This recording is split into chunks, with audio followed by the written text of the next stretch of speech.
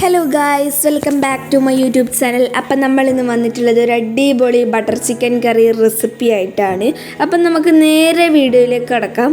ആദ്യം തന്നെ നമുക്കൊരു 2 കിലോ ചിക്കനാണ് ആവശ്യമുള്ളത്. ഫ്രഷ് ആക്കിയിട്ടുള്ള ചിക്കനാണ്. പിന്നെ അതിലേക്ക് ഒരു 2 ടീസ്പൂൺ കേടാണ് ഇട്ട് കൊടുത്തിട്ടുള്ളത്. പുളിയില്ലാത്ത കേടാണ്. പിന്നെ ചെറിയ ജീരകപ്പൊടി ഒരു 1/4 ടീസ്പൂൺ ഇട്ട് കൊടുത്തിട്ടുണ്ട്.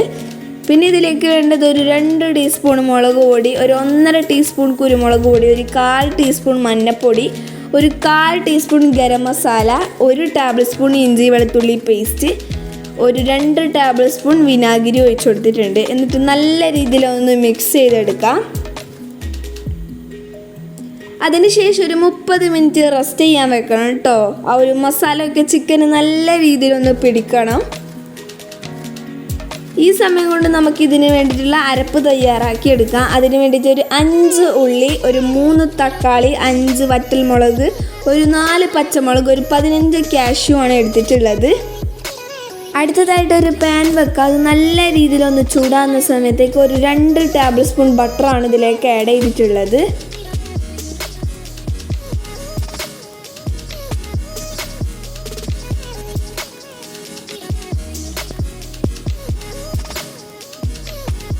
അത് നല്ല രീതിയിലൊന്ന് മെൽട്ടായതിനു ശേഷം അതിലേക്ക് നമ്മൾ അരിഞ്ഞിട്ടുള്ള ഉള്ളിയാണ് ആഡ് ചെയ്തിട്ടുള്ളത്.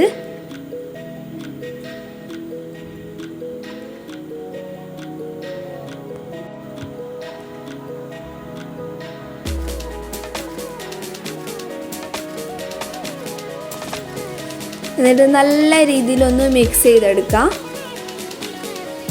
പിന്നെ നമ്മൾ അതിലേക്ക് ഒരു 5 വറ്റൽമുളകും കൂടി ഇതിലേക്ക് ഇട്ട് കൊടുത്തിട്ടുണ്ട്. നിങ്ങൾക്ക് എരിവിനനുസരിച്ചിട്ട് വേണം വറ്റൽമുളകൊക്കെ ഇട്ട് കൊടുക്കേണ്ടത്. ഈ ഒരു 5 വറ്റൽമുളക് എന്ന് വെച്ചാൽ ഒരു നോർമൽ സൈസ് എരിവുള്ളൂ. പിന്നെ നമുക്കതിലേക്ക് ആവശ്യത്തിനുള്ള ഉപ്പും കൂടി ഇട്ട് കൊടുക്കാം.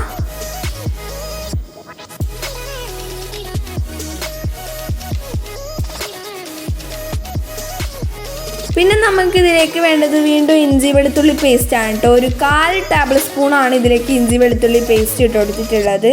എന്നിട്ട് വീണ്ടും നല്ല രീതിയിലൊന്ന് ഇളക്കിയെടുക്കാം. ഈ ഉള്ളിയിലേക്ക് ഒരു പച്ചമണം പോകുന്നത് വരെയാണ് ഇതൊന്ന് ഇളക്കിയെടുക്കേണ്ടത്.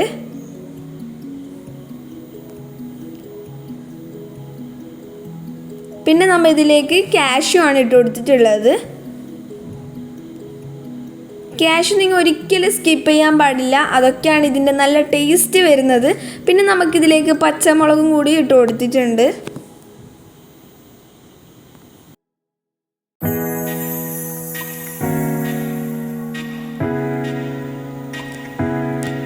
പിന്നെ നമുക്കതിലേക്ക് തക്കാളിയും കൂടി ഇട്ട് കൊടുത്തിട്ട് നല്ല രീതിയിലൊന്ന് ഇളക്കിയെടുക്കാം കേട്ടോ.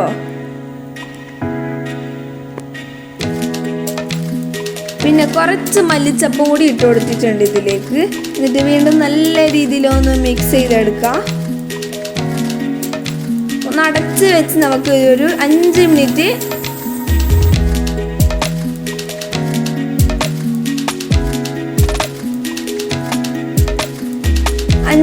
കഴിഞ്ഞ ശേഷം നമുക്ക് ഒന്ന് തുറന്നെടുക്കുമ്പോഴത്തേക്ക് അതൊക്കെ നല്ല രീതിയിലൊന്ന് വഴണ്ട് വന്നിട്ടുണ്ടാവും.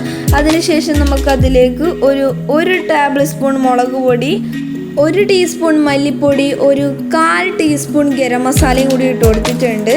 എന്നിട്ട് നല്ല രീതിയിലൊന്ന് ഇളക്കിയെടുക്കാം.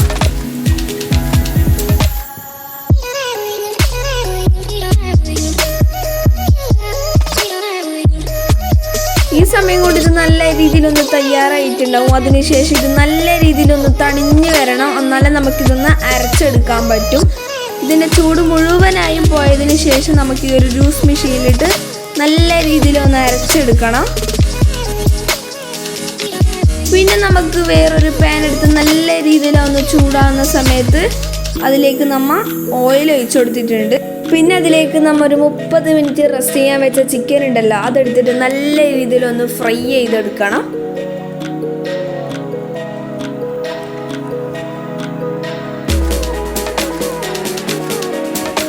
അത് മറിച്ചും തിരിച്ചൊക്കെ വേണം ഫ്രൈ ചെയ്തെടുക്കേണ്ടത്.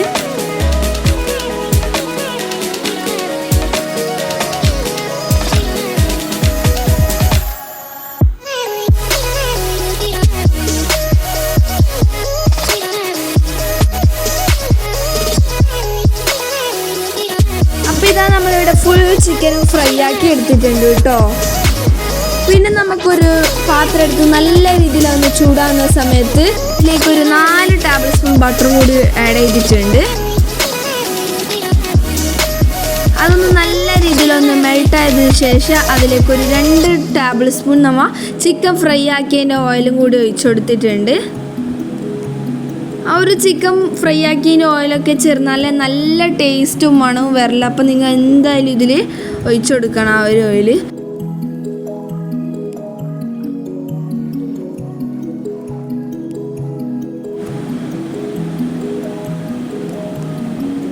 ഇതുപോലെ ഈ ഒരു ബട്ടറൊക്കെ നല്ല രീതിയിലൊന്ന് ചൂടായെന്ന് കണ്ടപ്പോൾ സമയത്ത് നമുക്കിതിലേക്ക് നേരത്തെ അരച്ച് വെച്ച ആ അരപ്പ് ഇതിലേക്ക് ആഡ് ചെയ്യാം. എന്നിട്ട് നല്ല രീതിയിലൊന്ന് മിക്സ് ചെയ്തെടുക്കാം കേട്ടോ.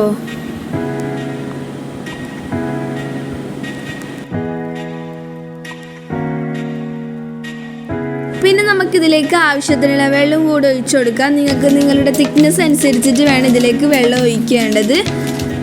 ഇതൊരു നല്ല തിക്നെസ്സിലല്ല, ഒരു നല്ല ലൂസിലും അല്ല, ഇതൊരു നോർമൽ തിക്നെസ്സിലാണ് ഇപ്പോൾ ഈ ഒരു കറി ഉള്ളത്. അടുത്തതായിട്ട് നമുക്കിതിലേക്ക് ആവശ്യത്തിനുള്ള ഉപ്പും കൂടി ഇട്ട് കൊടുത്തിട്ടുണ്ട്. ഈ കറി എന്ന് വെച്ചാൽ തന്നെ നല്ല അടിപൊളി തിക്കിലുള്ള ഒരു കറിയാണ്. അപ്പോൾ നിങ്ങൾ അതനുസരിച്ചിട്ട് ഇതിലേക്ക് വെള്ളം ഒഴിക്കാൻ പാടുള്ളൂ. പിന്നെ നമുക്കിതിൽ മെയിനായിട്ട് വേണ്ടതാണ് കസ്തൂരി മേത്തി. അതൊരു 1.5 ടീസ്പൂണും കൂടി ഇട്ട് കൊടുത്തിട്ടുണ്ട്. നല്ല രീതിയിൽ പൊടിച്ചിട്ട് വേണം ഈ ഒരു കസ്തൂരി മേത്തി ഇട്ട് കൊടുക്കേണ്ടത്.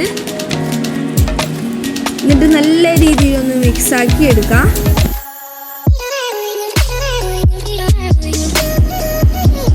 ഇതൊന്ന് തിളച്ചെന്ന് കാണുന്ന സമയത്തേക്ക് നമ്മൾ നേരത്തെ ഫ്രൈ ആക്കിയിട്ടുള്ള ചിക്കൻ ഇതിലേക്ക് ഫുള്ളായിട്ട് ആഡ് ചെയ്ത് കൊടുത്തിട്ടുണ്ട്. എന്നിട്ട് നല്ല രീതിയിലൊന്ന് മിക്സാക്കി എടുക്കാം. പിന്നെ നമുക്കിതിലേക്ക് വേണ്ടതാണ് ഫ്രഷ് ക്രീം. ഞാനിപ്പോഴിവിടെ ഈ ഒരു ഫുൾ ബോട്ടിലും ഫ്രഷ് ക്രീം ഇതിലേക്ക് ആഡ് ചെയ്തിട്ടുണ്ട്.